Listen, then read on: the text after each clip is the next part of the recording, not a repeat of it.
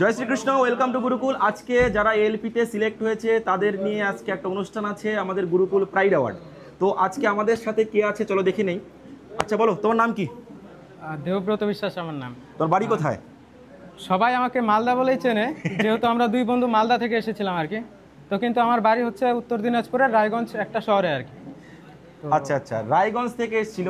আমার মনে আছে ও যখন রায়গঞ্জ থেকে আসে, এখানে আসার পরে আমাকে সকালবেলা উঠে ফোন করেছিল, মনে আছে?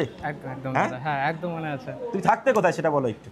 আমি গুরুকুল থেকে সামনে 500 মিটার সামনেই একটা রুম রেন্ট নিয়ে আমি থাকতাম আর কি। আমার সঙ্গে একটা রুম পার্টনার ছিল, আমরা দুজন মিলে থাকতাম, একসাথে এসেছিলাম, একসাথে পড়াশোনা করেছিলাম। তখন শুরুটা তখন এইভাবেই হয়েছে আর কি।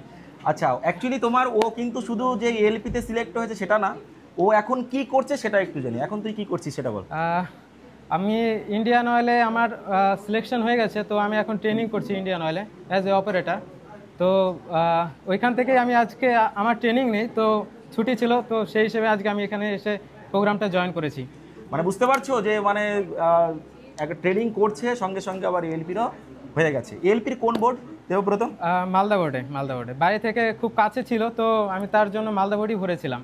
কেমন করে পড়তে হবে সেটা একটু বলে দাও ওদের।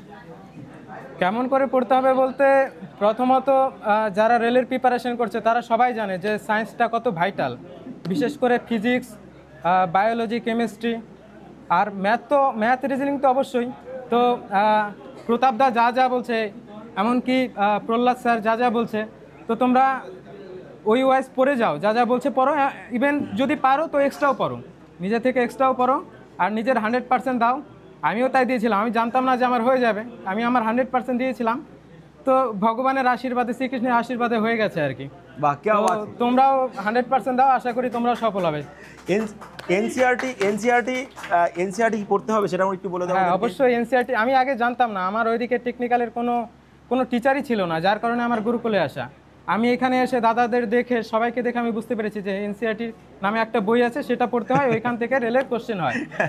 তো ওইখান থেকে আমার পড়া শুরু। এমনকি এনসিআরটি বেস সব কোশ্চেন আমাদের গুরুকুল যে কোচিং সেন্টার আছে, ইনস্টিটিউট আছে, এখানে এনসিআরটি বেস সব কোশ্চেন করানো হয়, এমনকি প্রিভিয়াস ইয়ারের কোশ্চেনও করানো হয়।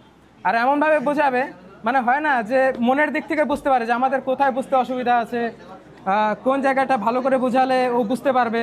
তো এইভাবে বোঝানো নিয়ে কোনো অসুবিধা হবে না। তোমরা একদম নির্দ্বিধায় ভালো মতো পড়তে পারো আর সামনের দিকে এগোতে পারবে। বেস্ট অফ লাক সবাইকে। ঠিক আছে, চলো আপাতত টাটা।